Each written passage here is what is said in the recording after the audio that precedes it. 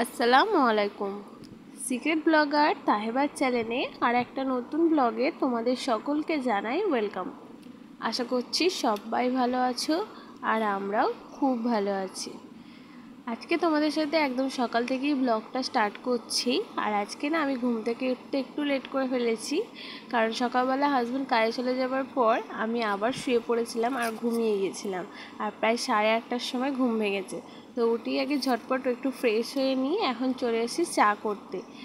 আর আজকে যেহেতু বাড়িতে মিস্ত্রি লেগেছে, তো তাদের জন্য চা করব আর আমি একটু চা খেয়ে নেব। তো আজকে আমি তোমাদের সাথে শেয়ার করব যে দেরি করে ঘুম থেকে উঠেও কিভাবে আমি টাইম টু টাইম কাজ সব মিটিয়ে নিয়েছি। তো সেই ভিডিওটা তোমাদের সাথে শেয়ার করব। তো ভিডিওটা স্কিপ না করে পুরো ভিডিওটা দেখার অনুরোধ রইল।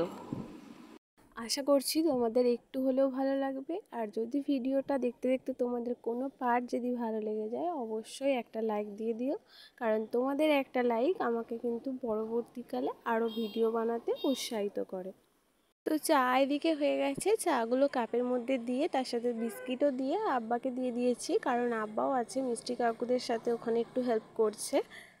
তো চাটা দিয়ে এসে আমি চলে এসেছি এখন ঘরটা বিছানাটা একটু তুলে নেব। আর হাজব্যান্ড তো সকালেই বেরিয়ে গেছে, তাই বিছানাটা একটু তাড়াতাড়ি আগেই তুলে নেব, তারপরে কিন্তু বাকি কাজ করব। আর বাড়িতে কি বলো তো, মিস্ত্রি লাগলে বা কাজ হলে কোনো রকম তো ঠিকঠাকভাবে না ভিডিও করাটা একদমই পসিবল হয়ে ওঠে না। কারণ তখন একজন ডাকে, ওখানে ডাকে, এখানে ডাকে, এটা করতে করতে কিন্তু আর হয়ে ওঠে না যে ভিডিওটা ঠিক টাইমের মতন করাও হবে না আর ঠিক টাইমে পোস্টও করা হবে না। তো যাই হোক, যে বিছানাটা এদিকে অলমোস্ট গোছানো হয়ে গেছে। আর আমাকে কিন্তু এই বিছানাটা না একদম টান টান বিছানা দেখতে কিন্তু খুব ভালো লাগে। আর এই টান টান করে আমি যতই খাটটা গোছাই, কিন্তু আমার ছেলে বেশিক্ষণ একে রাখে না। ও টান টান একবারে টান টান মানে টান টান খুলেই দেবে। তো আমি এই খাটটাকে যে সারাদিনে কতবার যে গোছাই তার কোনো ঠিক নেই, কারণ একটাই তো ঘর আমাদের। আর যে মানে দুটো ঘর, একটা ওপর একটা নিচে। তো যেহেতু নিচের ঘরটাই সেরকম বসার কোনো জায়গা নেই, এই খাটটাই থাকে, তো এইটার মধ্যে সমস্ত কিছু অত্যাচার কিন্তু এই খাটটার ওপর দিয়েই হয়। তো যাই হোক, খাটটা গুছিয়ে নিয়ে এখন চলে এসেছি জামা কাপড়গুলো, কালকে বিকেলে জামা কাপড়গুলো তুলে এনেছি কিন্তু গোছানোর আর টাইম পাইনি, তাই এখনই একটু গুছিয়ে নিচ্ছি যেহেতু হাতে একটু টাইম আছে।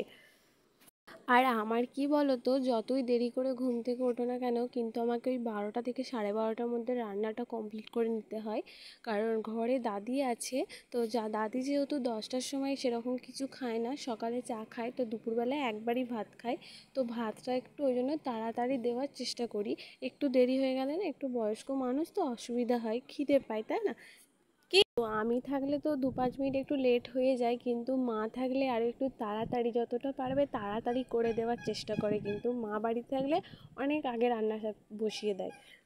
তো যাই হোক, জামা কাপড়গুলো সব গুছিয়ে এখন চেয়ারে ভালো করে রেখে দিলাম। আর এখন ঘরটা একটু ঝাড়ু মেরে নেব, কারণ বাসি ঘর এখনও ঝাড় দেওয়া হয়নি। তো ঝাড়ুটা মেরে নিই। আর তোমরা আমার ভিডিও কে কোথা থেকে দেখছো অবশ্যই কমেন্ট করে জানাও, কারণ কমেন্ট করলে আমিও জানতে পারবো আমার ভিডিওটা কত দূর গিয়ে পৌঁছেছে। আর আমার কিন্তু খুব ভালো লাগবে তোমরা যদি কমেন্ট করে জানাও।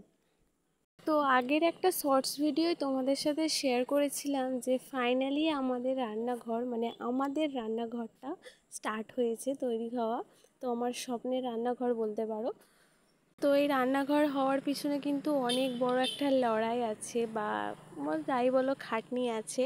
তো সেই সব কথা বাদই দিলাম, তার সাথে কিন্তু যেটা একদিকে যেমন আনন্দ হচ্ছে আর একদিকে কিন্তু কষ্টটাও একটু হচ্ছে, যে আমাদের তৈরি করা ঘর আমাদের নিজে হাতে আমাদের ঘরে ভাঙতে হলো। আর এই ঘরটার জন্য না আমার বাবা মানে আমার আব্বা অনেক অনেক কষ্ট করেছে এই ঘরটাকে পুরোপুরিভাবে তৈরি করতে। তো সেই জন্য আমার থেকেও কষ্টটা না আমার বাপ মায়ের হচ্ছে।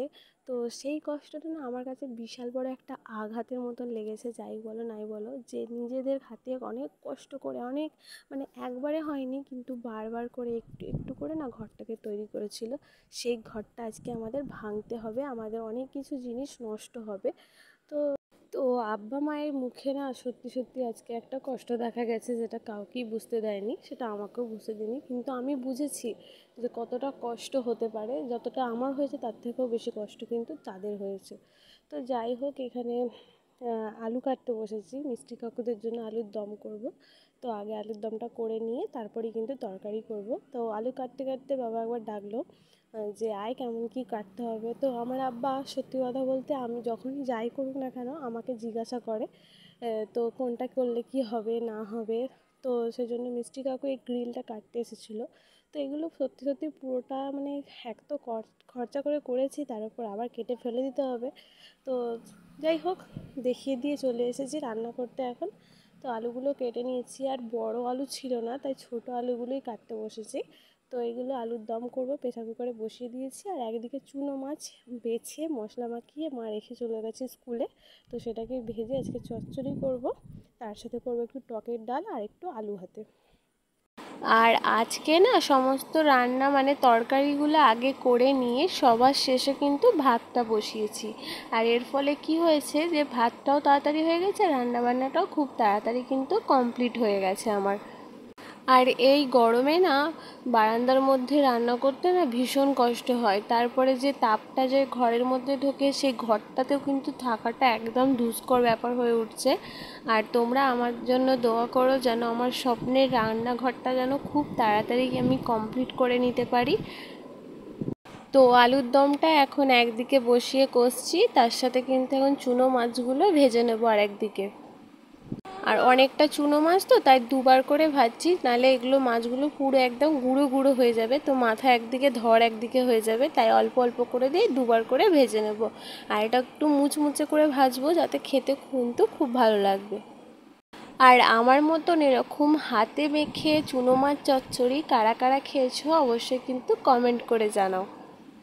আর আমি কিন্তু একা হাতেই এই সমস্ত কাজ মানে রান্না বান্না করা থেকে একদম দুপুরবেলার সমস্ত ঘর পরিষ্কার, জামাকাপড় কাচা থেকে বাসন মাজা থেকে সমস্ত কিন্তু একা হাতে করেছি, কোনো রকম হেল্পিং হ্যান্ড ছাড়া। কারণ মা সকালবেলা কাজ মানে স্কুলে চলে গিয়েছিলো ওই মাছটুকুটা বেছে আর ঘরের বাসি কাজটা করে রেখে। তারপরেই কিন্তু মা এসে ডাক্তারখানায় চলে গিয়েছিলো, কারণ আর সেরকমভাবে তো আমাকে আর হেল্প করার মতন আমার ঘরে কেউ নেই। তো সেই ক্ষেত্রে কিন্তু আমি সব কিছু একা হাতেই কিন্তু সব কিছুটা ম্যানেজ করে নিয়েছি।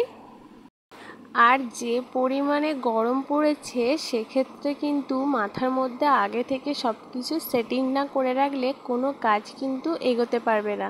কারণ একটার পর একটা যদি আমরা মাথার মধ্যে ঠান্ডা মাথায় প্ল্যান করে রাখি যে এটার পর এটা করব এটার পর এটা করব, তাহলে কিন্তু কাজটা খুব সহজভাবেই হয়ে যায় আর খুব তাড়াতাড়িও কিন্তু হয়ে যায়।